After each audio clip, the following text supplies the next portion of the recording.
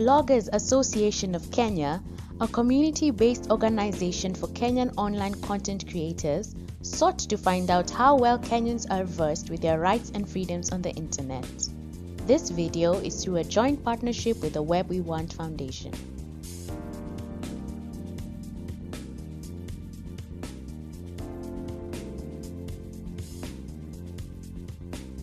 No, I don't know what the process for anyone arrested full stop is. Maybe they would be sent to court, but I can't imagine getting a jail sentence. So if today I was arrested, say for any range of anything, my online activity, I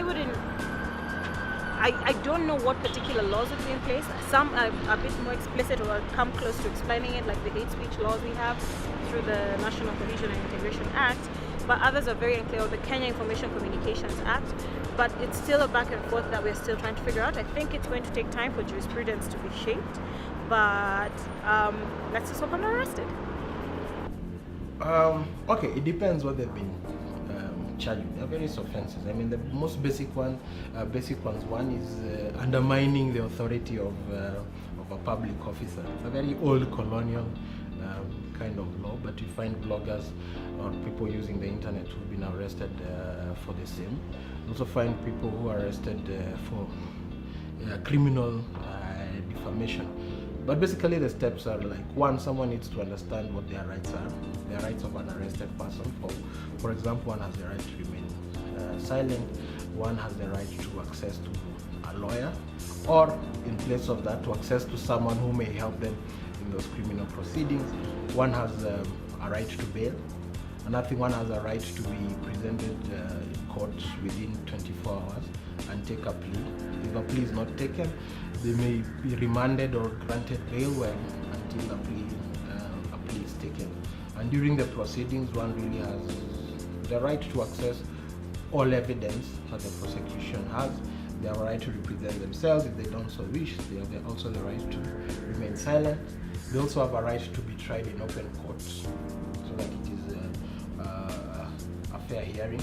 They have the right to be informed of all these things in a language that they do understand, assuming that they do not understand English and so on. So there's a lot of due process and individual rights that are at play in all these processes.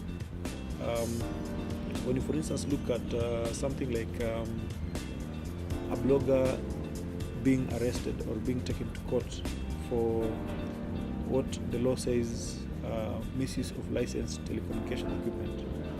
Vague as it sounds, under the Kenyan Information and Communications Act, Section 29, if Kenyans do not know about the availability of that law and how it's been misused by various actors, whether government or non-governmental, to prevent them from airing their views, their genuine views, then that can provide a context as to where our freedoms come in.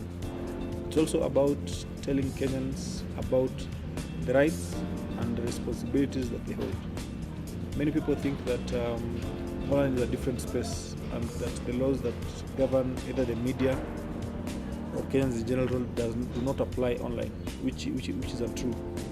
So iFreedom seeks to also enlighten them about these laws and responsibilities that they have, and they should take keen interest in.